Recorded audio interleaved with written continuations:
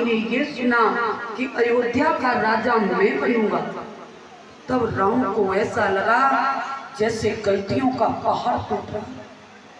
राम जी कहते हैं यदि मैं अयोध्या का राजा बन गया तो अयोध्या तक ही सीमित रह जाऊंगा, अयोध्या तक ही सीमित रह जाऊंगा। लोग कह देते हैं माँ के कई सबसे बुरी माँ थी, यही कहते हो कि कई से बुरा संसार में कोई नहीं, लेकिन ये सत्य नहीं है, ये सत्य नहीं है कि कहीं ने राम को वनवास नहीं दिया, कि कहीं ने राम जी को वनवास नहीं दिया, ये सत्य है। राम ने कैकई से वनवास स्वयं मांगा था। कब मांगा था ये मैं तुम्हें बताता भक्तों। कैकई ने राम को इतना प्रेम किया,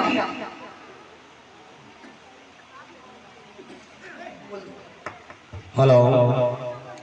और इसी बीच में इस भगवान की कथा में जिन भक्तों ने अपने पावन पवित्र धन को इस धर्म क्षेत्र में दान के रूप में अर्पण किया है, वो इस प्रकार से है। 101 रुपये मुंशी जी, बालक राम मलकपुर, 51 रुपये स्नेहा। हेलो। और ये 51 रुपये का पावन धन हमारे पास में जो प्रदान किया है, ये हमारे महाराज परीक्षित जी जो कमेलपुर निवासी, अभी जहाँ कथा की थी महाराज परीक्षित जी बने थे, उनके कर कमलों द्वारा ये 51 रुपये का पावन धन आया है कमेलपुर से। मैं भगवान से प्रार्थना करती हूँ कैसे बड़े भाइयों के हाथ सदैव हमारे सर पर बनी रही। और 21 रुपये जोगेश नानो, ये भगवान के दरबार में पावन धन अर्पण करते हैं। मैं भगवान से प्रार्थना करती हूँ कैसे भक्तों को भगवान सदा खुश रखे और राधा रानी कृपा बनाए रखे। बोले गोविंद भगवान की, श्याम रामचंद्र की। भक्तों, सुखदेव जी समझाते हैं राजा परीक्षित, ये सत्य नहीं है कि कैकई ने राम को वनवास दिया, बल्कि कैकई तो राम को इतना प्रेम करती थी कि राम के कारण कैकई ने अपने पुत्र भरत को कभी अपने पास नहीं रखा, अपने से दूर ननिहाल में रखा। भरत कभी कैकई के पास नहीं रहे। एक दिन की बात थी, जब राम जी ने ये सुना कि अयोध्या का राजा मैं बनूंगा, तो राम ये अच्छी तरह जानते थे कि यदि मैं अयोध्या का राजा बन गया तो अयोध्या तक सीमित रह जाऊंगा, अयोध्या तक ही सीमित रह जाऊंगा, मैं अयोध्या का राजा नहीं बनना चाहता। आज भक्तों, राम जी माँ कैकई के भवन को चले गए। जब राम जी माँ कैकई के भवन को आए, उस दिन मैया ने राम के लिए खीर बनाई। राम के लिए कैकई ने खीर को बनाया। जैसे ही राम जी आए, आते ही कैकई ने राम के लिए तुरंत कलाई पकड़ी, पालने में बिठा करके राम कैकई खीर को लेकर आई। खीर को ला करके राम की तरफ बढ़ी कैकई, और राम जी से कैकई ने जैसे ही खीर का ग्लास आगे बढ़ाया, उसी वक्त राम ने वो खीर को खाया नहीं। कैकई का हाथ पकड़ लिया और राम ने कहा, मां कैकई कि सती को मां जिया पूछी तुझको राम, प्रेम की भांति राम जी के कैसी मिठमा। राम जी कहने लगे, मां सत्य बताना, जो राम पूछे वो सत्य वचन का उत्तर देना। कैकई से जब राम ने ऐसे प्रश्न किए तो कैकई कहने लगी, राम कहिए क्या कहना चाहते। राम कहने लगे, माँ हमें ये बताइए कि तुम राम को कितना प्रेम करती। तुम राम को कितना चाहती हो, कितना प्रेम अपने राम को करती हो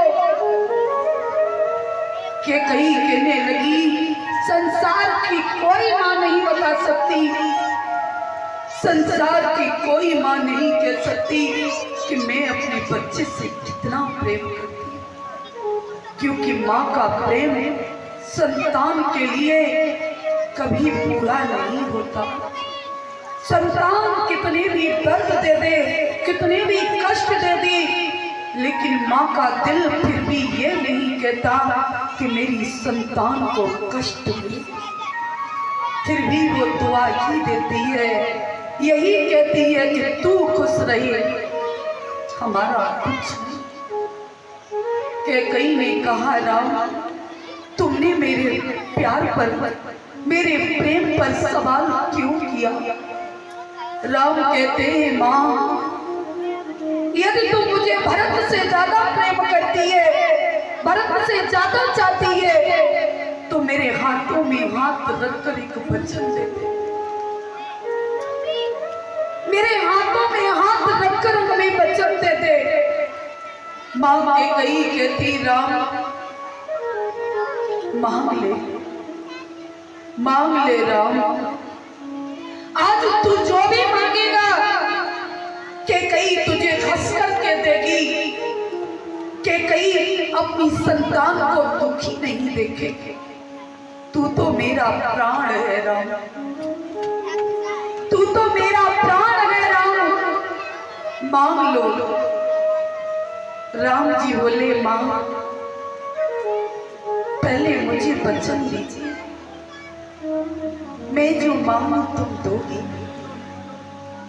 कि कहीं ने हाथों में हाथ रखकर वचन दे दिया राम मांगिए, मांगिए राम। राम जी कहते मां के कहीं से मां यदि तू मुझे प्रेम करती है, जो मैं मांगने जा रहा हूं उसमें तू झूठ नहीं कहेगी, उसमें तू ये नहीं कहेगी कि मैं तुझे नहीं दूंगा, तुझे देना होगा, और ये केवल तू कर सकती है।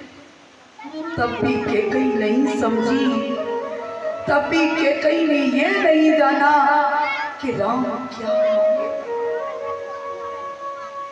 क्या मांगेंगे राम। कैकेयी बोली हाँ राम वचन देती हूँ, तू जो मांगेगा मैं दूंगी, मांग ले राम। राम कहने लगे मां कैकेयी से मां सोच ले, जब तू मुझे दे देगी जो मैं मांगने जा रहा हूं वो तू मुझे दे देगी, उसके बाद संसार में कोई भी अपनी बेटी का नाम कैकेयी नहीं रखेगा, कोई भी अपनी पुत्री का नाम कैकेयी नहीं रखेगा। क्या तू मुझे फिर भी दे? कैकेयी कहने लगी बेटा राम, जिसमें माँ के पुत्र की खुशी है उसी में माँ की खुशी है। मेरे नाम का अपयश होता है तो हो जाएगा, मेरा नाम संसार में मिटता है तो मिट जाए, मांग लो राम। राम जी बोले माँ सोच लो, जब तुम मुझे दे दोगी जो मैं मांग रहा हूं, उसके बाद मेरे पिता राजा दशरथ तुम्हें अपने जीवन से परित्याग कर देंगे, क्या तुम मुझे फिर भी दोगी? कैकेयी बोली राम मेरे बेटे की खुशी जीवन के परित्याग में है, तो जाओ राम, तेरे पिता मुझे त्याग देंगे तो त्याग दी, लेकिन मैं तुझे दूंगी। राम की आंखों में आंसू आ गए। राम कह रहे मां पूछ भी नहीं रही, मां पूछ भी नहीं रही, मां जानना भी नहीं चाह रही कि हम क्या मांगेंगे, और देती जा रही है। अंतिम वचन में राम बोले मां जब तू मुझे दे देगी तो मेरे पिता राजा दशरथ जी की मृत्यु हो जाएगी। मेरे पिता दशरथ की मृत्यु हो जाएगी। क्या तू मुझे फिर भी देगी कि कहीं 1 मिनट के लिए मौन हो गई? 1 मिनट के लिए क्या कहीं मौन हो गई, कुछ नहीं बोली। और उसके बाद सवाल राम से नहीं किया कि कहीं नहीं, सवाल राम से क्या कहीं नहीं किया कि कहीं बोली राम, यदि मेरे राम की खुशी मेरे रढ़ापे में है तो जा राम, मैं रढ़ापा भोगने को तैयार हूं, लेकिन तुझे तभी राम बोले मां, मेरे पिता राजा दशरथ के पास धरोहर के रूप में तेरे 2 वरदान हैं। उन 2 वरदानों का मांगने का वक्त आ गया मां, उन वरदानों को मांग ले। कि कहीं बोली राम, उन वरदानों के लिए तू दरवाजा भरवा रहा? राम बोले नहीं मां, पहले मेरी पूरी बात सुनो। राजा दशरथ, मेरे पिता के पास तुम्हारी 2 वरदान हुई। पहले वर में आप अपने भरत के लिए राजगद्दी मांगो, और दूसरे वर में अपने प्राणों से प्यारे राम के लिए 14 वर्ष का वनवास मांगो। जो वन का नाम सुना कि कई को ऐसा लगा जैसे शरीर से आत्मा निकल गई, कि कई कहने लगी राम, ये क्या मांग रहे हो, क्या मांग रहे हो राम? अपनी मां से एक पुत्र 14 वर्ष का वन मांग रहा है। कोई मां अपने बेटे को वनवास नहीं दे सकती, मैं कैसे दे दूं? मैं तुझे वन कैसे भेज दूं राम? मैं तुझे वनवास नहीं दे सकती, मैं तुझे वन नहीं भेज सकती राम। राम कहने लगे मां, तुझे इस राम की सौगंध है, तुझे इस राम की सौगंध है, तू राजा दशरथ से राम के लिए वनवास मांग ले। के कहीं कहने लगी पुत्र राम, इतने दिनों से मैंने तुझे पाला बड़ा किया, अपने सीने से इसलिए नहीं लगाया कि मैं राम की मां नहीं, राम की सौतेली मां हूं। मैं सौतेली मां नहीं बनना चाहती राम, तू मुझे सौतेली मां मत बना राम। अगर तूने वनवास मांग लिया तो मैं क्या करूंगी राम? मैं तुझे वन नहीं भेज पाऊंगी राम। सदियों से माता पिता को संतान वनवास देती आई है, माता पिता को अनाथ आलय में भेजती आई है, लेकिन राम ये पहले पन्ने पर लिख जाएगा कि कई माँ जो सौतेली माँ थी, जिसने अपने प्राणों से प्यारे राम को वन भेज दिया। नहीं राम, तुम चाहते हो तो मैं भरत को राजगद्दी मांग लेती हूँ, भरत को राजगद्दी मांग लेती हो, लेकिन तुम्हें वनवास नहीं भेज सकती, तुम्हें वन नहीं भेज सकती राम। के कई बोली राम, यदि तुम वन खो गए तो मैं क्या करूंगी राम। बोली है कि कई कि माँ को सजा देता क्यों राम जी,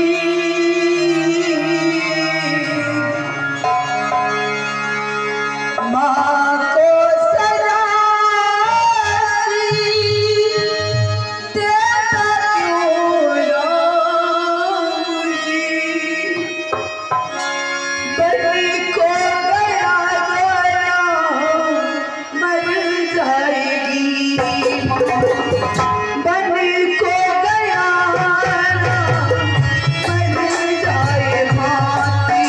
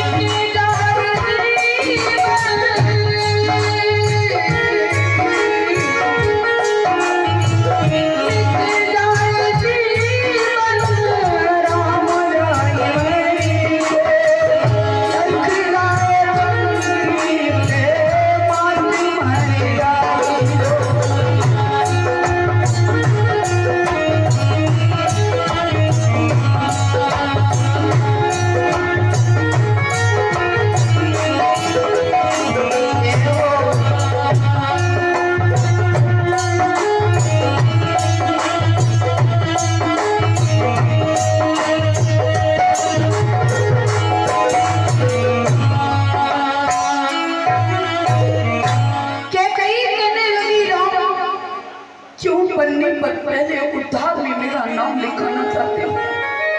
क्यों संसार के लिए मुझे सौतेली माँ बना रही हो? लोग मुझे सौतेली माँ के करके पुकारेंगे, नहीं राम, ये नहीं करूंगी मैं। राम कहने लगे, माँ क्या तू चाहती है कि मैं अयोध्या का राजा बनकर रह जाऊं? यदि मैं अयोध्या का राजा बना तो केवल अयोध्या के लोगों को देख सकता हूँ। अयोध्या का राजा बना तो अयोध्या तक सीमित रह जाऊंगा। मैंने अवतार इसलिए नहीं लिया, मैं संसार में इसलिए नहीं आया कि मैं अयोध्या का राजा बनूं, बल्कि मेरा अवतार इसलिए हुआ है कि मेरी प्रतीक्षा में न जाने कितने लोग भटक रहे हैं। मेरी प्रतीक्षा में देवता भी बानर भालुओं के रूप में भटक रही है। मेरी प्रतीक्षा में सबरी मृदंग केवट न जाने कितने लोग, कितने ऋषि बैठे हैं। यदि मुझे वनवास नहीं होता तो मैं कुछ नहीं कर सकता। इसलिए माँ तू मेरी बात मान, तू मेरी बात मान ली और राम के लिए वनवास मांग। आज के कई राम के बच्चों में बंदी हो गई। और बनने को होकर के क्या कही राम को अपने से दूर करने लगी। जब केकई भवन के लिए जा रही थी तो भगवान श्री राम ने केकई की जाते ही मंत्रा की जिभ्या पर सरस्वती मैया को प्रार्थना कर दी। मंत्रा की जिभ्या पर सरस्वती विराजमान हो गई। जो बात राम ने कही थी वही बात मंत्रा ने कही। केकई भूलना भी चाहती लेकिन मंत्रा ने भूलना नहीं दिया। मंत्रा कहती है तेरे भरत को कोई नहीं देख रहा, केवल राम नजर आ रहा है। केकई को याद आया कि मेरे राम ने हमसे वनवास मांगा है। आज केकई जाकर के कौरव भवन में लेट गई। जब रानी केकई कौरव भवन में लेटी, इधर राजा दशरथ को मानना पड़ा। तीनों रानियों में अधिक दशरथ जी केवल केकई को प्रेम ज्यादा करते थे। दशरथ जी ने सुना कि केकई कौरव भवन में है तो राजा दशरथ कौरव भवन को चले। दौड़ करके कौरव भवन में दशरथ पहुंची। केकई का श्रृंगार बिगड़ गया। काले वस्त्रों को धारण किए हुए कौरव भवन में लेटी है।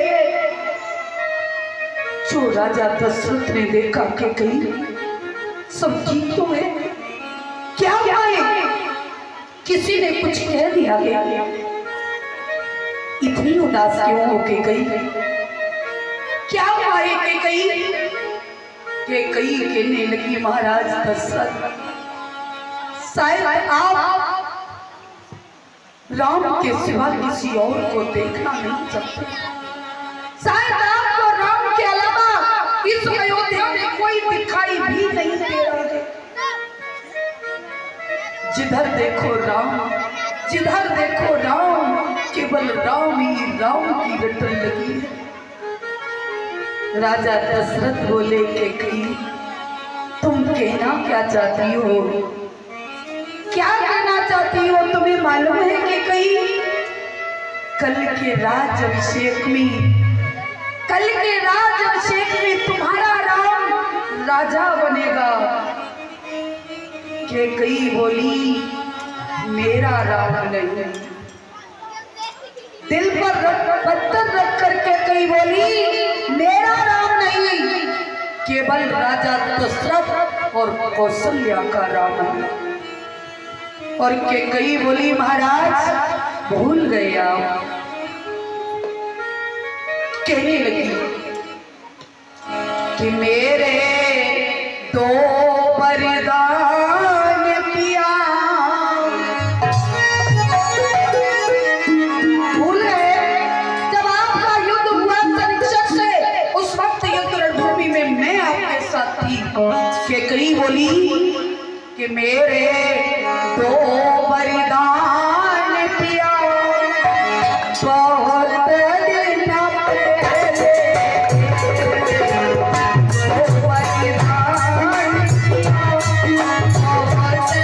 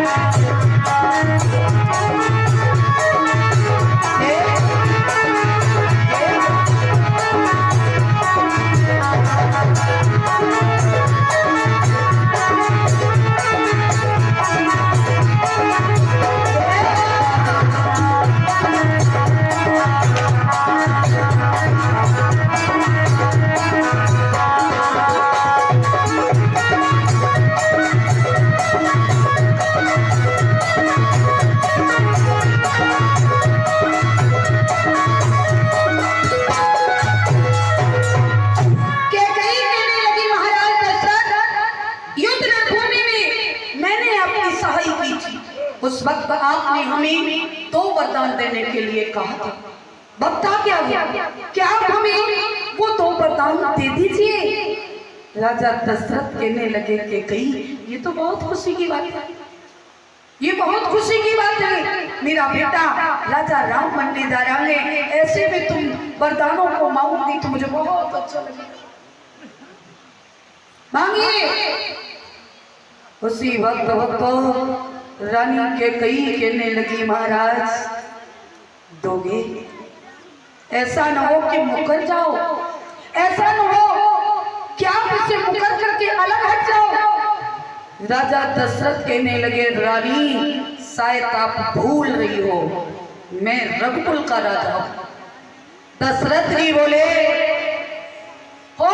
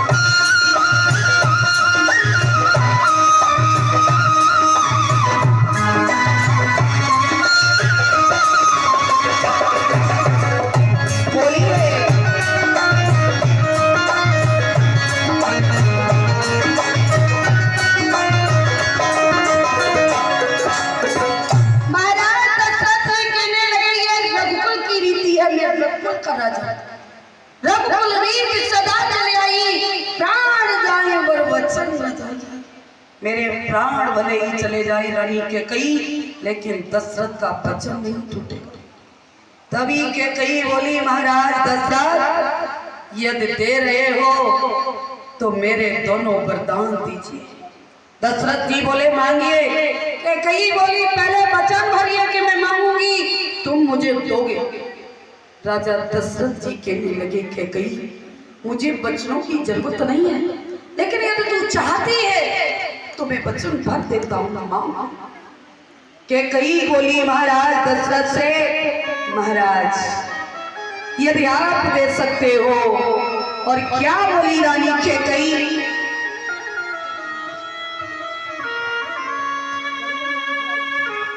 कहने लगी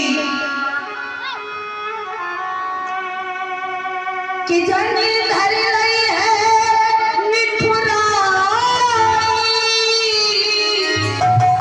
बोली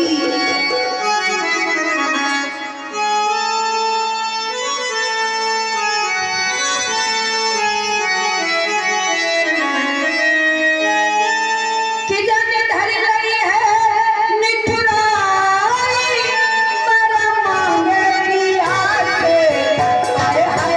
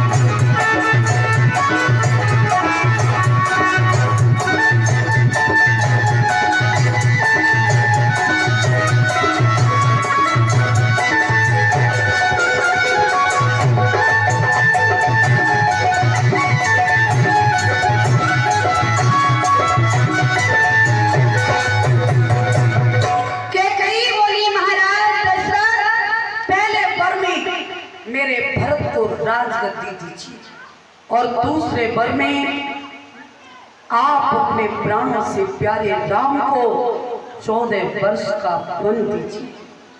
जो राजा दशरथ ने सुना कि रानी कैकेयी राम को वनवास दे रही है, एकदम से वक्त तो राजा दशरथ कहने लगे, रानी तू होश में तो है, क्या मांग रही है? जिस राम को इतना प्रेम करती है, जिस राम के लिए तूने भरत को कभी अपने सीने से नहीं लगाया ताकि राम का प्रेम फीका न हो जाए, तो आज उसी राम को वनवास दे रही है,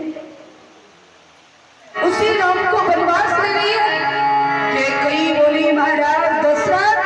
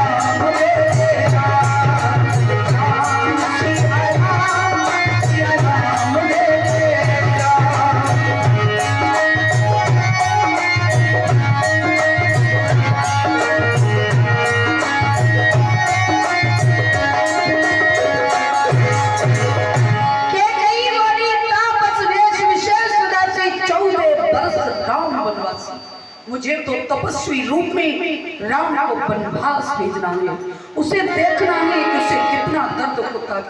जिस तरह आपने मेरे भरत को दर्द दिया उसे कभी याद नहीं किया।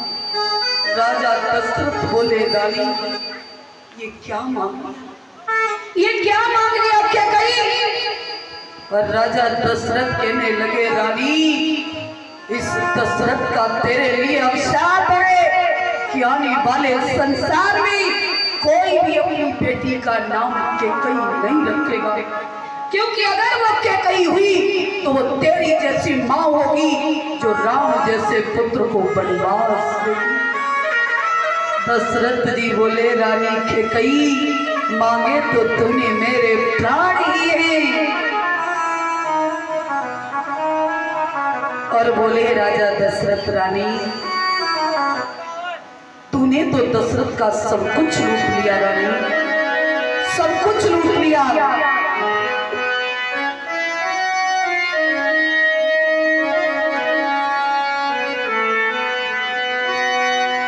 दशरथ जी बोले कि कैकेयी तूने लूट लिया, रानी तूने लूट लिया, दशरथ के खजाने रानी तूने लूट लिया, दशरथ के खजाने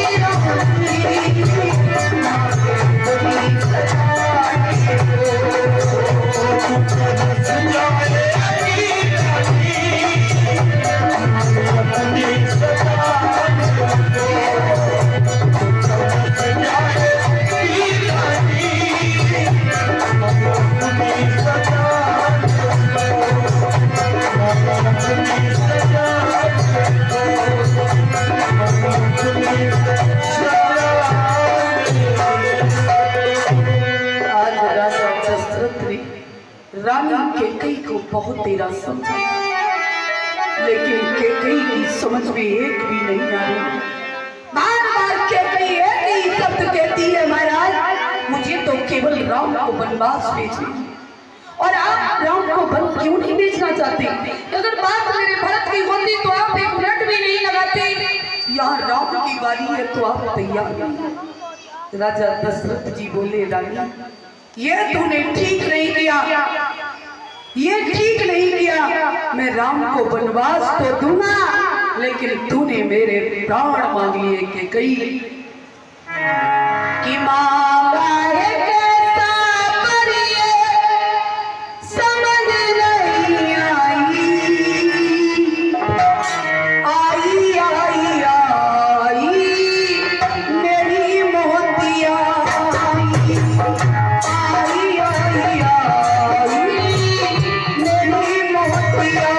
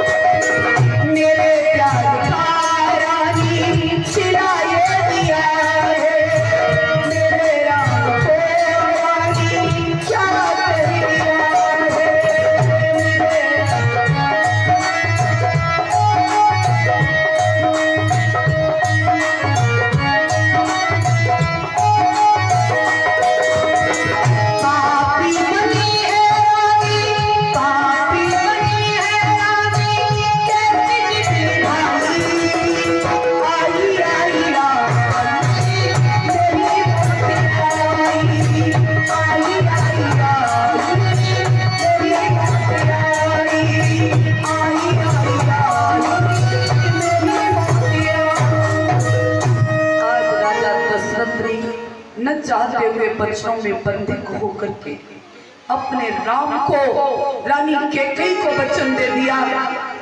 भरत को राजगद्दी देने को तैयार हो गए और राम को वनवास देने की।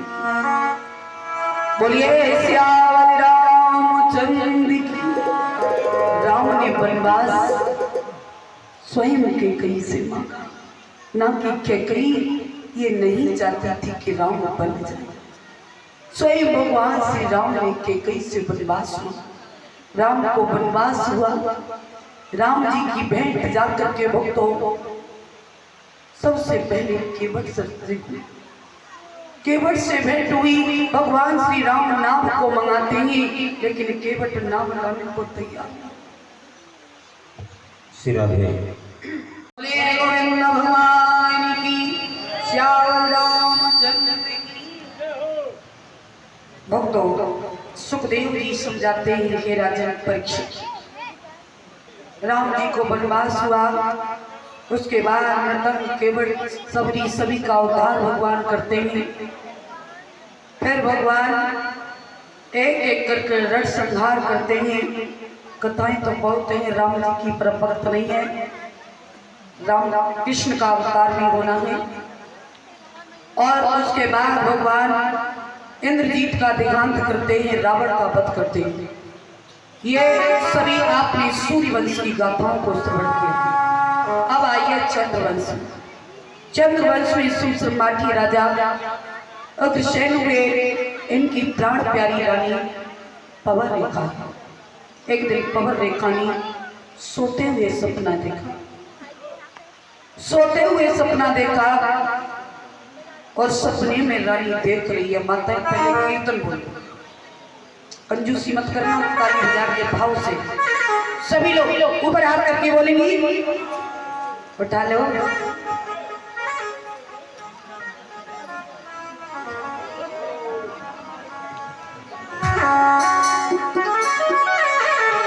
हाथ उठा लो, हाथ किस किस के हैं?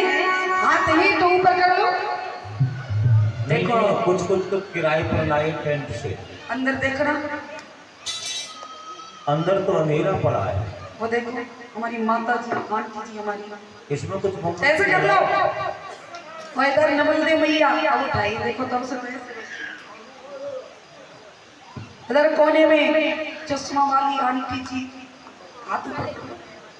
नहीं ठंड लग जाएगी, अभी इतनी सर्दी नहीं है। ताली बजा के सभी लोग बोलेंगे कि बांसुरिया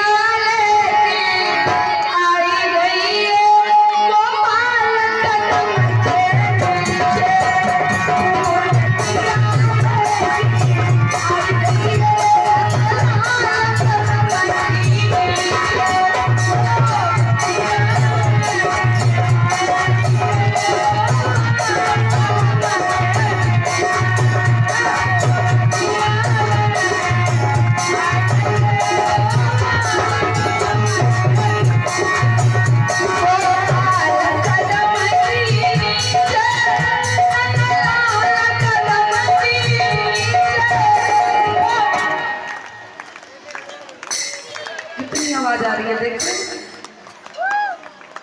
और नंबर डीजे का आ जाए फिर देखो तो धूम धड़ाका है। फिर माताएं हार नहीं सकती हैं। कोई न लड़ाई हो तो देखो इन्हें कोई कंडा फोड़े, बड़ी मीठी मीठी गाली देंगे, तब इनकी आवाज बड़ी तेज निकलती। अभी नहीं बोलो तुम्हें हमारे किस्म हो, हम मत जाएंगे तो कुछ नहीं मिलेगा। ताली बजा के सभी लोग अपराध करते ऐसे बांसुरिया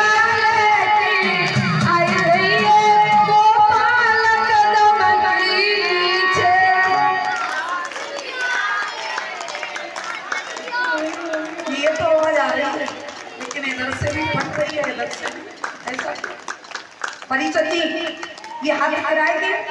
इधर देखो ये चाचा जी बैठे, इधर देखो हाथ ऊपर कर लो और मन से मीठी तालियों से बोलो कि बांसुरिया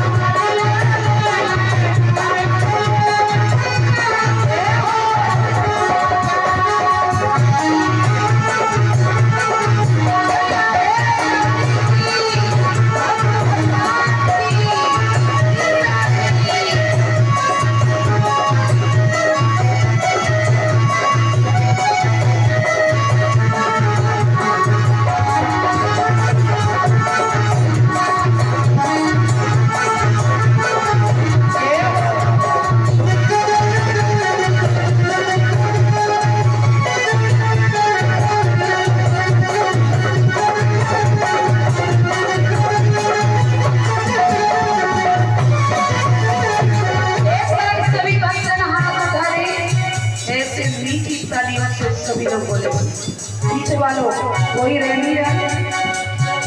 हाथ वाली बांसुरिया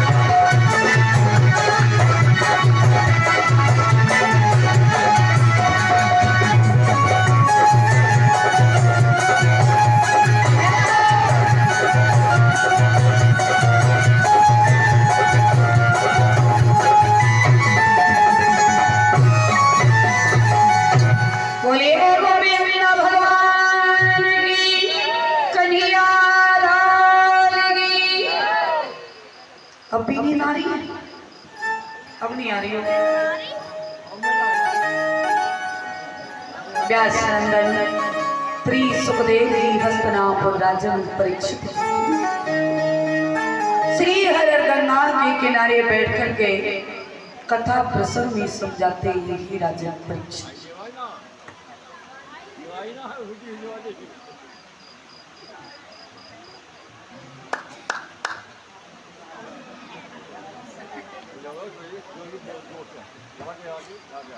भक्तों, राजा अभिषेक की पत्नी रानी पवन रेखा ने सोते हुए सपने में देखा।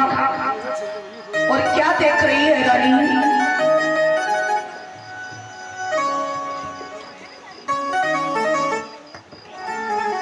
रानी सपने में देख रही है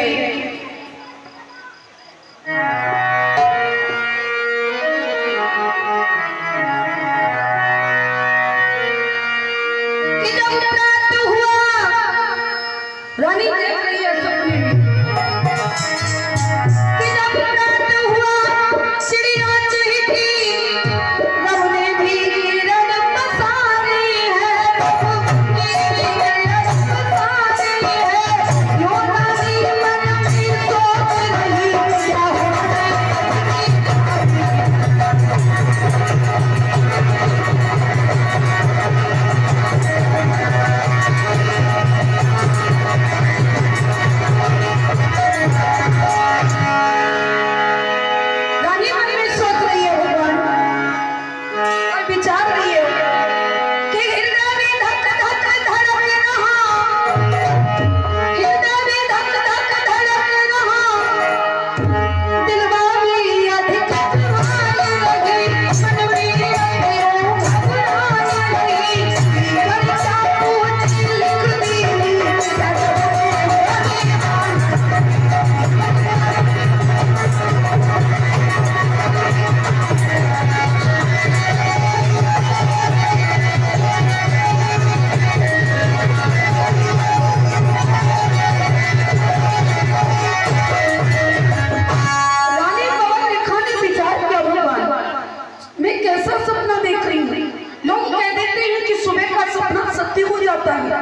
कहीं ये सपना सत्य न हो जाए।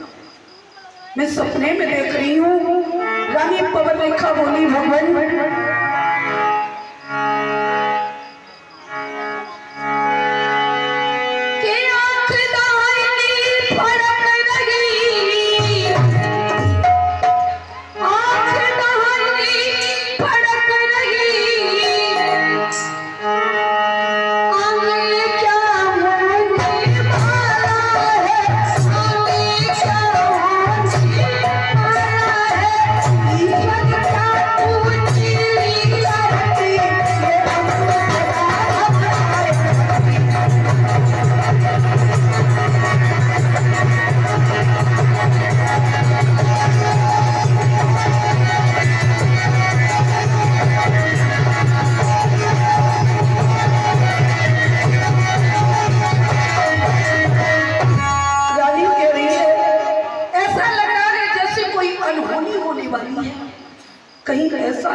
सत्य हो जाए और ये अनहोनी हो जाए। रानी बोली कि हे जगत पिता, हे जगदीश्वर, हे जगत पिता, हे जगदीश्वर, आगे क्या होने वाला है?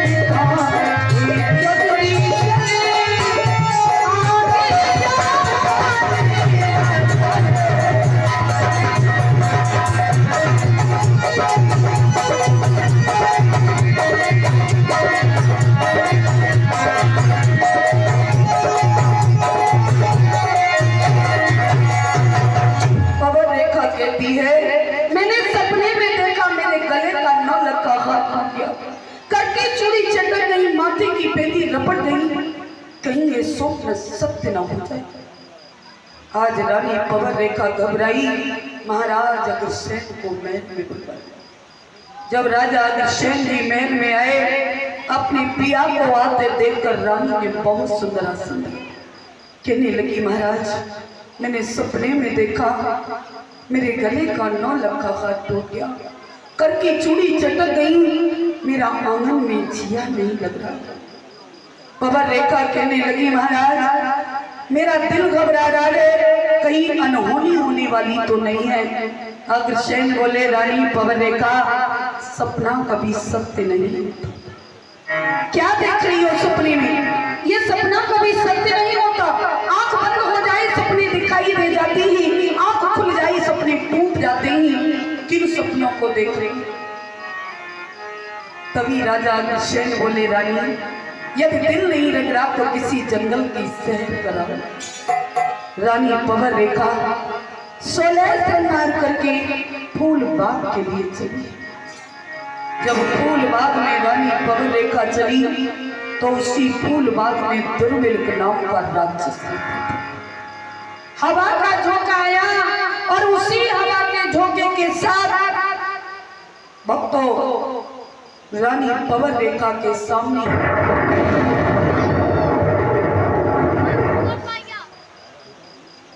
दुर्मिल नाम का राक्षस आकर के खड़ा हो गया। पवन रेखा ने पूछा, कौन हो तुम? बोले, पहचाना नहीं? रानी पवन रेखा बोली, महाराज तुम, अरे तुम्हें घर छोड़कर आई थी, तुम यहाँ कैसे आ गया? कहने लगे, रानी जब तुम महल से चली आई तो मेरा भी मन नहीं लगा। आज रानी पवन रेखा को देख करके दुर्मिल ने क्या किया है कि धोगी सी उसे नीचे किया सती संभोग, अंतिम साचर रूप में खड़ा हुआ। रानी पवन रेखा का पतिव्रत धर्म नष्ट कर दिया और पतिव्रत धर्म नष्ट करने के बाद अपने रूप में आकर के खड़ा हो। रानी पवन रेखा नहीं जानी, नहीं समझ पाई कि ये कौन है। जब अपने रूप में आया तब रानी ने देखा। रानी कहने लगी, अरे अभागे, एक पराई नारी का धर्म तोड़ दिया, मैं तुझे श्राप दे दूंगी। जो श्राप का नाम सुना तो मिलन बोला, रानी श्राप देने से पहले एक बात मेरी सुन ले। तेरे गर्भ से जो पुत्र होगा वो ऐसा वैसा बेटा नहीं होगा कि मेरे समान योद्धा होगा, उससे कोई जीत नहीं पाएगा। राजा नल की औकात क्या, बस इंद्रदेव भगवान।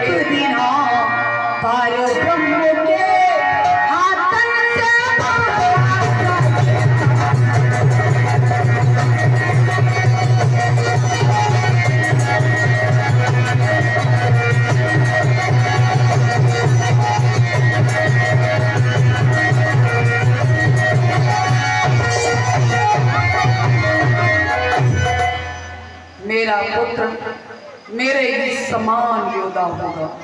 राजा नल जैसे वीर की औकात क्या, उससे इंद्र भी कांप जाएगा। ऋषि मुनि ब्राह्मणों को बहुत सताएगा। एक दिन पार ब्रह्म परमात्मा के हाथों से मारा जाएगा। इतना कहकर के दुर्मिलित चला गया। रानी पवन रेखा ने अपने पिया को आकर कुछ नहीं बताया। समय बीतने के उपरांत रानी का गर्भ जब फैला गया तो पवन रेखा के गर्भ से उस बच्चे ने 9 महीने में नहीं 10 महीने में जन्म लिया। 10 महीने में जन्म लिया और पैदा होते ही आंधी तूफान आना शुरू हो गया। जब आंधी तूफान आई, देवता घबरा गए, प्रभु ये क्या हो रहा है? बोले घबराइए नहीं, मृत लोक में पापी का जन्म हो गया जिसका संहार परमात्मा रचे। घबराइए नहीं। आज उस पुत्र का नाम भक्तों कंस रख दिया गया। कंस की उम्र 5 वर्ष की हुई। जब कंस की उम्र 5 वर्ष की हुई तो 5 वर्ष की उम्र में कंस ने द्रोणों के पर्वत को एक बार नहीं लगातार 18 बार हिलाया। बैठे हुए परशुराम जी भजन कर रहे। परशुराम जी ने कहा, कौन है? इस पर्वत को किसने हिलाया है? कंस कहता है, मैं हूँ। मैं मथुरा का भगवान हूँ, तो मुझे पहचानते नहीं, मेरा नाम कंस है। परशुराम बोले, कंस तुमने इस पर्वत को कितने बार हिलाया? बोले 18 बार। 18 बार हिलाया? बोले हाँ। तो ये धनुष देख रहे हो, ये 18 का लंबा चौड़ा। इस धनुष को उठाइए और उठा करके इस धनुष की प्रतीक्षा को चढ़ा दो, यदि तुम कितनी बड़े वीर हो। कंस बोला, कितनी बार चढ़ा दो? कहिए तो सही। बोले जितने बार पर्वत को हिलाया। 5 वर्ष की उम्र में कंस ने उस धनुष को उठाया और एक ही हाथ से खींचता गया, खींचता गया, खींचता गया। 18 बार उस धनुष की प्रतीक्षा को चढ़ा। परशुराम जी बोले, कंस तू वाकई में वीर है, वाकई में वीर है। जाओ, इस धनुष को मैं तुम्हें तुम्हारी वीरता पर प्रसन्न होकर के दान में देता हूँ। कंस ने उस धनुष को उठाया और कांधे पर रखा, लेकर के चला। जैसे ही धनुष को लेकर के आगे बढ़ा, उसी वक्त क्या हुआ?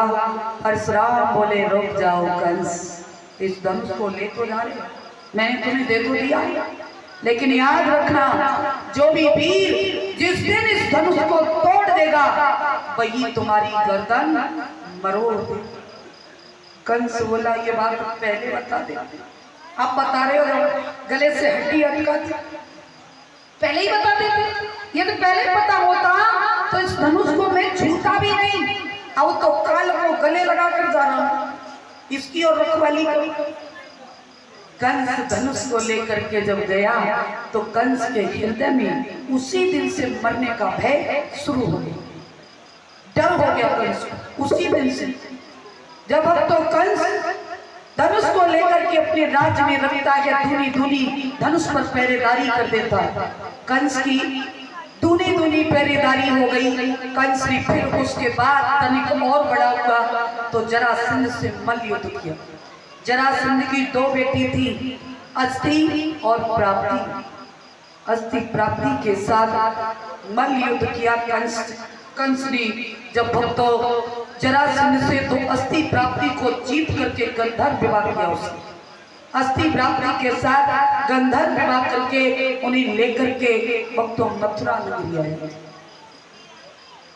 जब मथुरा धाम को आया तो उसके साथ भक्तों पूतना और पहलवानों को भी उसे विदा किया था, उन्हें भी लेकर आया। आज भक्तों कंस जब मथुरा नगरी में आया, राजा अग्रसेन को मालूम पड़ा कि कंस दिन प्रतिदिन कोई ना कोई उत्पात करता है, तो कंस को उन्होंने बहुत समझाया। कंस की समझ में एक भी बात नहीं आई। ऊपर से इसने अपने पिता अग्रसेन जी को मथुरा की जेल में डाल दिया, राजगद्दी से उतार दिया।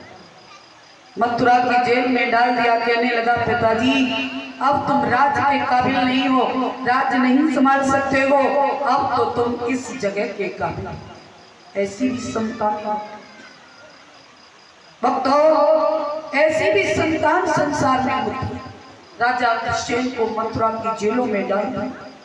कंस स्वयं राजा बन करके बैठा, और जब कंस राजा बन के बैठा तो भक्तों कंस ने बैठते ही ऐलान कर दिया, साधु संतों को नंबर वाली टोपियां लगा दी। साधु नंबर 1, साधु नंबर 2, साधु नंबर 3, साधु नंबर 4, 4 की टोलियां बनावे मथुरा की जेल में डाल दी। ऐसा हाल कर दिया कंस ने कि कंस से देवता भी भयभीत होने लगे। इधर कंस की एक चचेरी बहन है जो इसके चाचा देवक की पुत्री है, जिसका नाम देवकी है।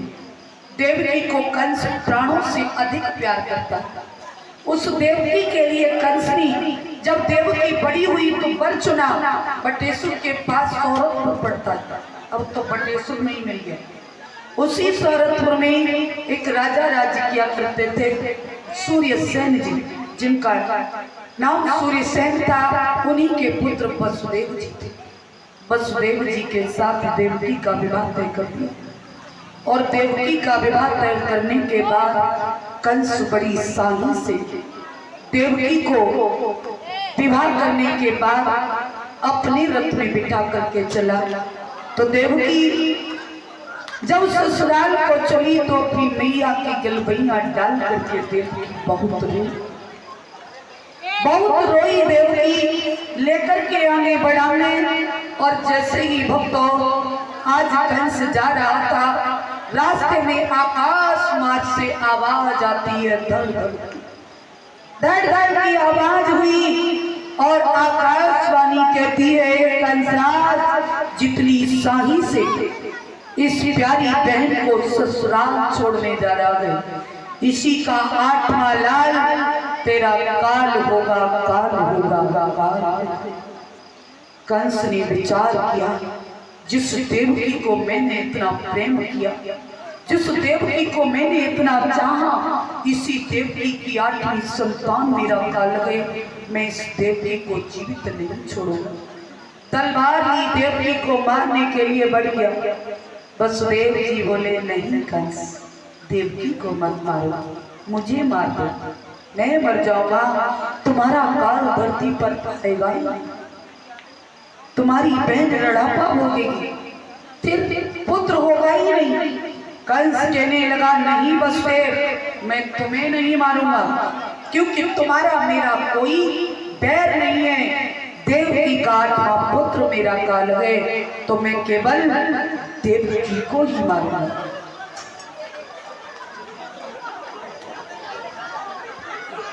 छेड़ो मत, आराम से निकल जाएगा, छेड़ना मत।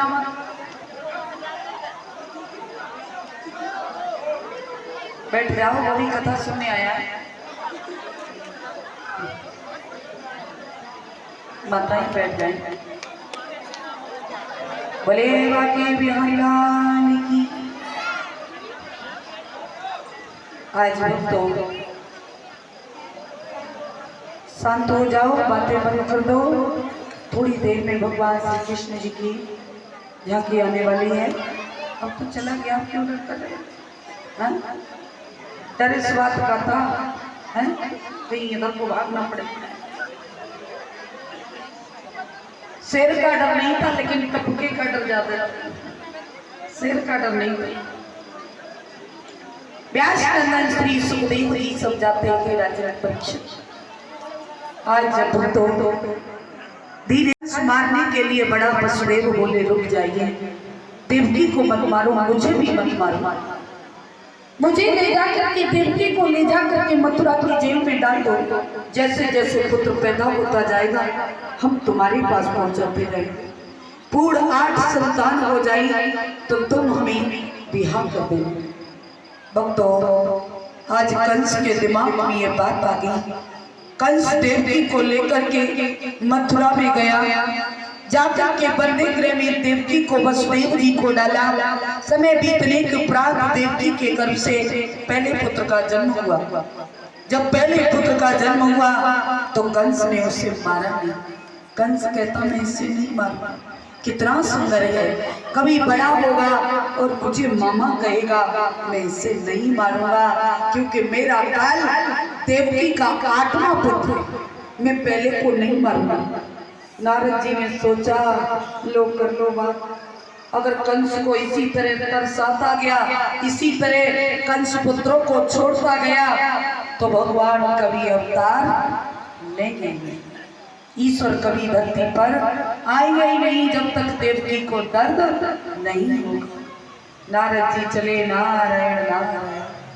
कंस की सभा में जाकर के पहुंचे, पूछने लगे कंसराज आज तुम बड़े उदास लग रहे हो।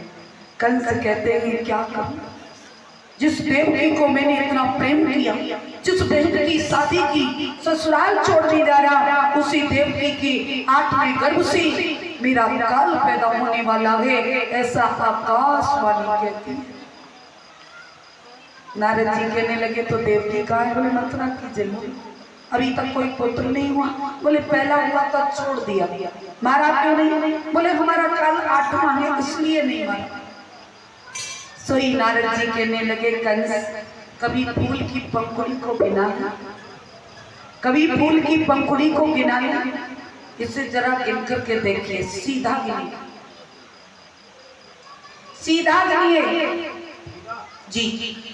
1 2 3 4 5 6 7 8 उल्टा गिनिए जी। 1 2 कर 8 7 जी नहीं, 1 2 कर। अच्छा 1 2 3 4 5 6 7 8 20 से गिनिए। नीचे से 20 से गिनो, 20 से। अच्छा पंखड़ी नीचे से जी। मैं सोच रहा गिनती 20 से। 1 2 3 4 5 6 7 8 है। कुछ समझ में आया? समझ में तो कुछ नहीं आ रहा है।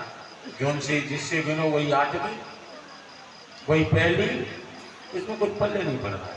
नारद जी कहने लगे कंस हर पहली पंखुड़ी 8वीं हो सकती है, हर बीच की पहली हो सकती है, हर बीच की 8वीं हो सकती है। तुम्हारी समझ में नहीं आया? ये हाथ की उंगलियां 8 है, गिनती 8 की तो करनी है। किसी को भी पकड़ लो, वहीं से पहली की गिनती हो सकती, वहीं से 8वें की गिनती हो सकती। यही तो देवताओं का बहुत बड़ा चक्कर है जो तुम्हें नहीं मालूम है। कंस कहने लगा सत्य का, बिल्कुल सत्य बोले, आप तो अकल के पुतले हो नारद जी। नारद जी चले गए आग लगा कर। कंस ने देवकी के पहले पुत्र को मार दिया, इसी तरह दूसरे पुत्र को मार दिया। लगातार भक्तों कंस एक एक करके देवकी के 5 पुत्रों को मार देता। 6वें गर्भ की बारी है। देवकी बोली परमात्मा ये क्या हो रहा है? आप कष्टों का निवारण क्यों नहीं करते, क्यों नहीं आ रहे हो? चले आओ दाता। और बोली है देवकी कि आई नहीं घनश्याम मेरी जिया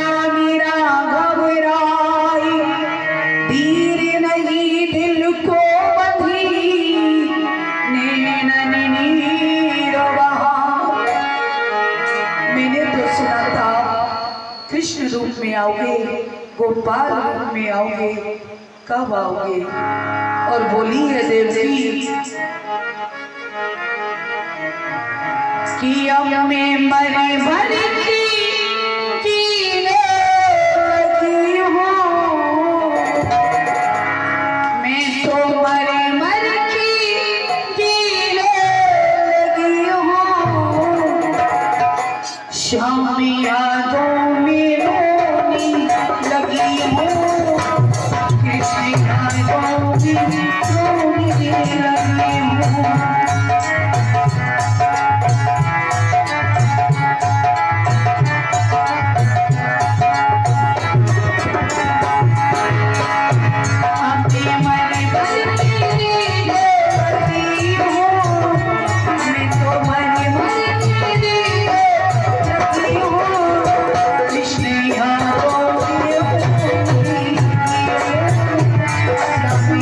Oh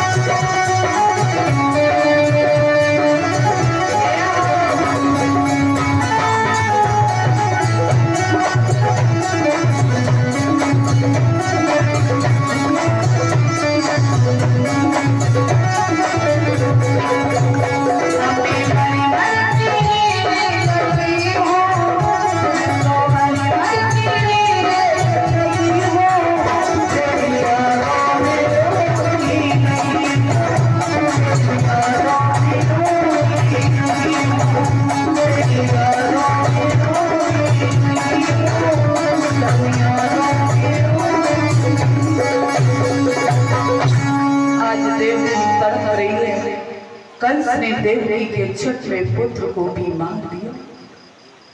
देवकी कहने लगी, परमात्मा कब आओगे, कब सुनोगे? कहीं ऐसी देर न कर देना कि देर होते होते इतनी देर हो जाए कि मैं और दर्द को सह न सकूं। देवकी का 7वां गर्भ जब आया तो भगवान ने जाकर के रोहिणी के गर्भ में प्रवेश कर दिया, जो बलराम के नाम से जाने गए। सुबह मथुरा की जेल में दिखा दिया कि देवकी का 7वां गर्भ क्षीण हो गया। 8वें गर्भ की बारी है। भगवान देवताओं से कहते हैं, जाओ जाकर के सुंदर गोकुल नगरी बसाओ, ग्वालों के रूप से प्रगटाओ। आज शक्ति लक्ष्मी मैया को बरसाने को विदा किया। आप राधा के नाम से विराजमान हो। कात्यायनी माता से कहा, जाओ आप एक कन्या के रूप में माँ यशोदा के पास जाइए। मैं उस माँ के पास जाता हूँ जो माँ मेरा वर्षों से इंतजार कर रही। मथुरा की जेलों में परमात्मा देवकी को विराट रूप में दर्शन देते। कन्या जी तैयार हैं, विराट रूप में दर्शन देते हैं और देवकी कह रही है परमात्मा कि रो रो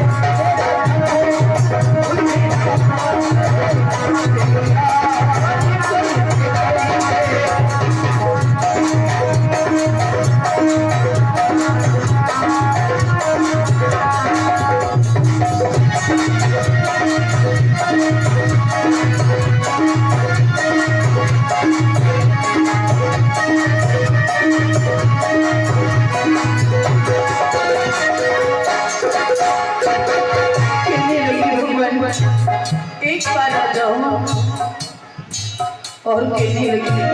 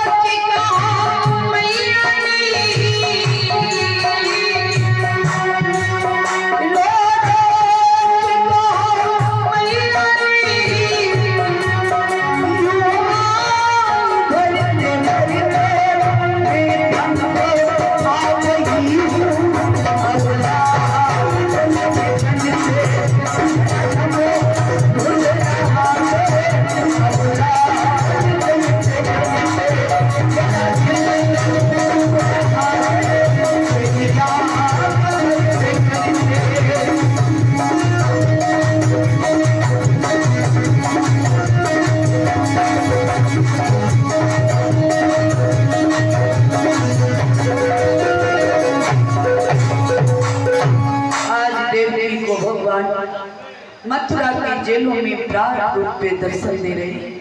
देवी कह रही है परमात्मा कब आओ, कब मेरे कष्टों का निवारण करोगे। प्रभु कहते हैं रोना धोना छोड़िए, हमें लीला दिखाने दीजिए, समझ लीजिए कि मैं आ गया हूँ। देवी कहती परमात्मा आपकी लीला कब पूरी हो, कब पूरी करोगी। जब मैं मर जाऊंगी तब पूरी करोगी। भगवान कहते हैं सोच लीजिए कि मैं आ चुका हूं, मैं ही आ रहा हूं। देवकी कहती है भगवान यदि आप आ रहे हो तो आप इस तरह से नहीं। भगवान मैं ऐसा पुत्र नहीं चाहती जो लोग हम पर हंसी, जिनकी चार भुजाएं। हे दाता यदि तू आ रहा है तो मुझे वरदान दे, मुझे वरदान दे कि केवल एक मुख और दो भुजाओं से आओ। परमात्मा ने देवकी को वरदान दिया। भादों की अंधेरी रात भक्तों तिथ साथे नक्षत्र रोहिणी भर रात 12 बजे जब परमात्मा मथुरा की जेलों में तीर्थयात्री को प्रार्थित करते हैं।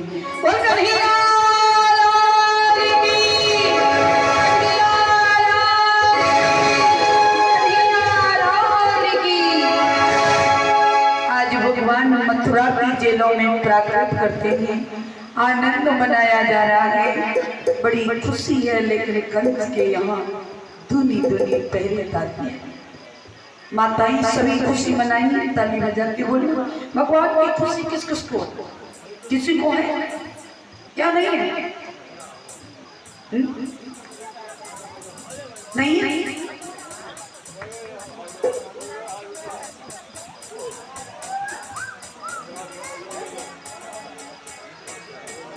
कि हरिणी जलमणि जाता जी को कतई खुशी पीछे बैठे टार्च वाले बोले हम क्यों उठाए हाथ, हमारे बदले का ये उठा तो नहीं है माता में, इसलिए हम नहीं उठाए। प्रेम से ताली बजा के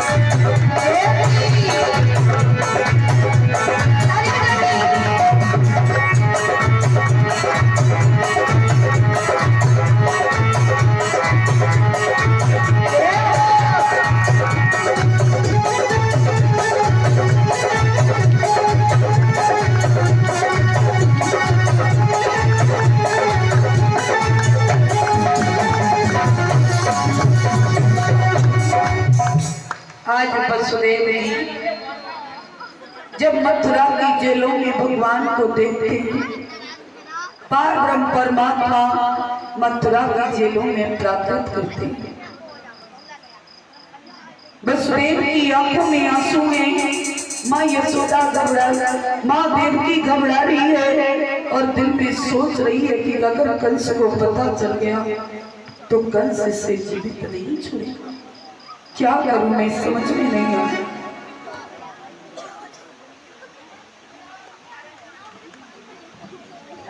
वसुदेव जी सोच रहे हैं परमात्मा क्या करूं। भगवान कहते ही घबराओ नहीं, यदि तुम्हें डर है तो मुझे नंदगढ़ गोकुल पहुंचा दो, मुझे नंदगढ़ गोकुल पहुंचा दो। वसुदेव जी आ जाओ, ले आओ कन्हैया जी को।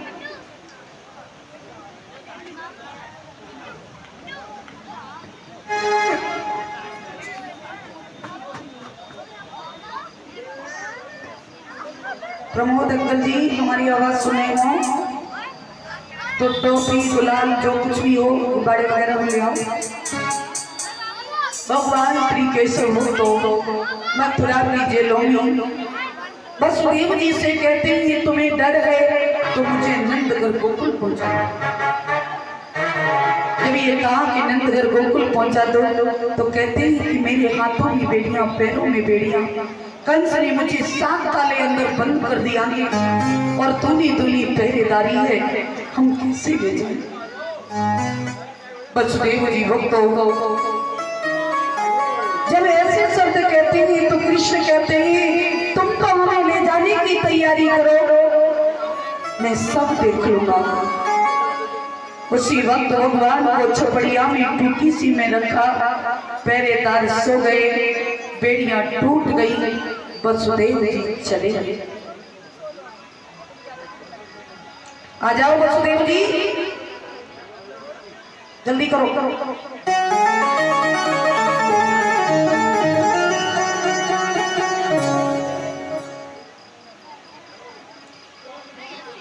चलेगी कि काना को रख लो चपरिया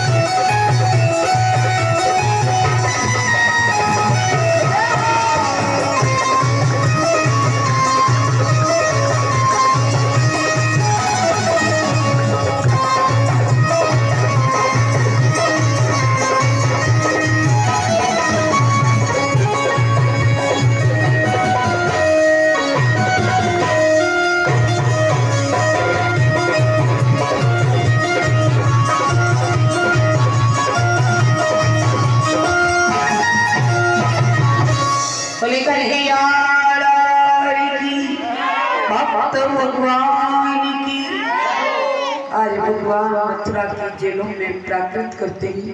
माताएं मैंने भक्तजन जो भी भगवान को भेंट करना चाहिए, चरण स्पर्श करना चाहिए, वो कर सकते हैं। मैंने उस दिन भी बताया कि भगवान न काठ की मूर्ति में न पत्थर की मूर्ति में, भगवान केवल आपकी श्रद्धा भाव में है। यदि भाव है तो इस बालक में आपको भगवान नजर आएंगे, भाव नहीं तो कुछ नहीं। भगवान मथुरा की जेलों में प्रार्थना करते आनंद मनाया जा रहा। वसुदेव जी पहरेदार सो गए, बेड़ियां टूट गई और कान्हा जी को लेकर के आगे बढ़ी।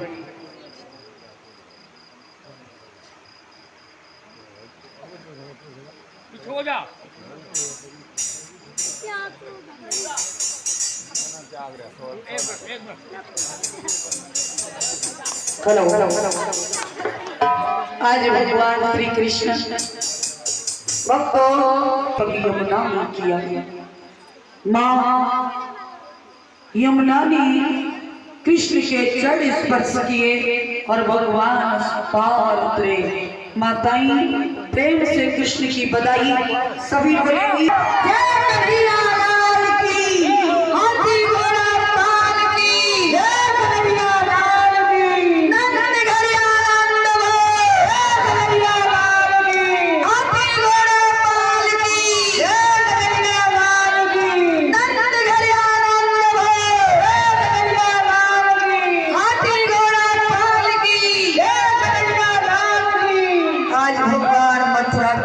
से नंदगढ़ गोकुल पहुंचे, बधाई पड़ रही है। और कैसी बधाई भगवान की पड़ी। कन्हैया जी को इधर ले आओ।